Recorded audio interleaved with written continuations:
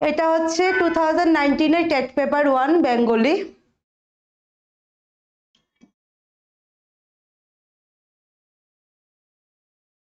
তো এখানে রয়েছে কি একটা প্রথমে দিয়েছে নিম্নলিখিত পদ্মাংশটুকু ভালো করে পড়ে 61 নং থেকে 66 নং প্রশ্নের উত্তর করতে হবে।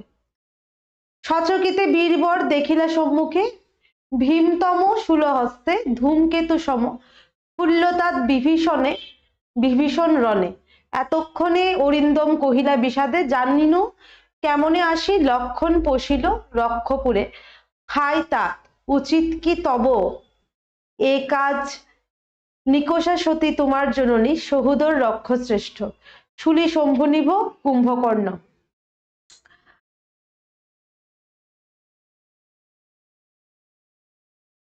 তো এখানে দিয়েছে কি এই অংশে সহুদর শব্দটি সন্ধি বিচ্ছেদ করলে হবে। এই পেসিসটা কিন্তু এর আগেও একটা পেপারে ছিল।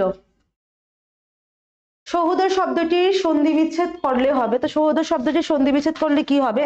অপশন এতে রয়েছে সহ প্লাস দর, বিতে রয়েছে সহ প্লাস উদর, সিতে রয়েছে সহ প্লাস উদর, জিতে রয়েছে উপরের কোনোটি নয়। তো যারা এখনো লাইভে জয়েন করনি তাদের উদ্দেশ্যে বলছি তোমরা তাড়াতাড়ি লাইভটাতে জয়েন করো আর প্রত্যেকটা কোশ্চেনের আনসার দেওয়ার চেষ্টা করো। তো সহোদর শব্দটির সন্ধি বিচ্ছেদ কি হবে? তো এটা হবে অপশন নাম্বার বি। ট্রিকটা কি হবে? শব্দের মধ্যে যদি অ বা আ সঙ্গে যদি রস্যু বা দীর্ঘ থাকে তাহলে ইজিক্যাল টু উ হয়। যেরকম এখানে সহ প্লাস উদর, ঠিক আছে? তো সহ হর মধ্যে অ আছে আর উদর রস্যু আছে, এই অ আর উ মিলে হয়েছে সহোদর, ও কার হয়েছে উ হয়েছে। এটা হচ্ছে একটা ট্রিক্স। কোশ্চেন নাম্বার 62 এই অংশে বিভীষণে শব্দটি কোন কারক? বিভীষণে শব্দটি কোন কারক? তাহলে বিভীষণে মানে বিভীষণ, তাহলে কি দিয়ে কোশ্চেন করতে হবে? অপশন এতে রয়েছে করণ কারক, বিতে কর্মকারক, সিতে রয়েছে অপাদান কারক, জিতে রয়েছে উপরের কোনোটিই নয়। তাহলে বিভীষণে শব্দটা কোন কারক হবে? বিভীষণে কোশ্চেন করতে হবে কাকে দিয়ে? কাকে দিয়ে কোশ্চেন করলে কি হবে? কর্মকারক। কর্মকারকে এখানে হবে কি এ বিভক্তি হবে, বিভক্তিটা দেয়নি, এ বিভক্তি হবে।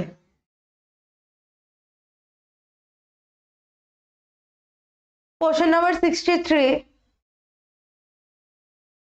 Good afternoon Sukanya, very good. প্রত্যেকটা কোশ্চেনের আনসার দেওয়ার চেষ্টা করো, কোনো রকম ডাউট থাকলে কমেন্টের মাধ্যমে জানাবে। 63-তে রয়েছে দেখো এই অংশে কুম্ভকর্ণ পদটি হলো, কুম্ভকর্ণ পদটি হলো অপশন এতে রয়েছে অব্যয়ভাব সমাসের উদাহরণ, বিতে রয়েছে তৎপুরুষ সমাসের উদাহরণ, সিতে বহুব্রীহি সমাসের উদাহরণ, জিতে উপরে কোনোটি নেই। তো কুম্ভকর্ণ পদটার আগে আমাদের কি বের করতে হবে? বেশ বাক্য বের করতে হবে। বেশ বাক্য কি হবে? কুম্ভের নে কর্ণজার, কুম্ভের নে কর্ণজার।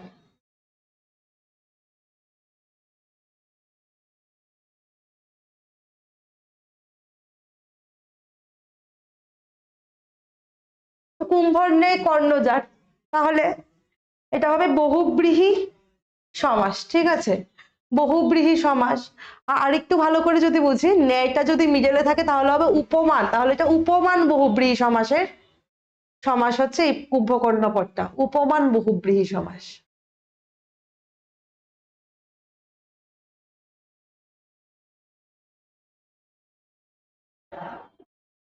নেক্সট 64 এই অংশে ক্ষুল্লতাৎ শব্দটির অর্থ হলো অপশন এতে মামা, বিতে কাকা, সিতে জ্যাঠা, জিতে উপরে করেছে। তো ক্ষুল্লতাৎ শব্দটির অর্থ বলো, ক্ষুল্লতাৎ শব্দটির অর্থ কি হবে?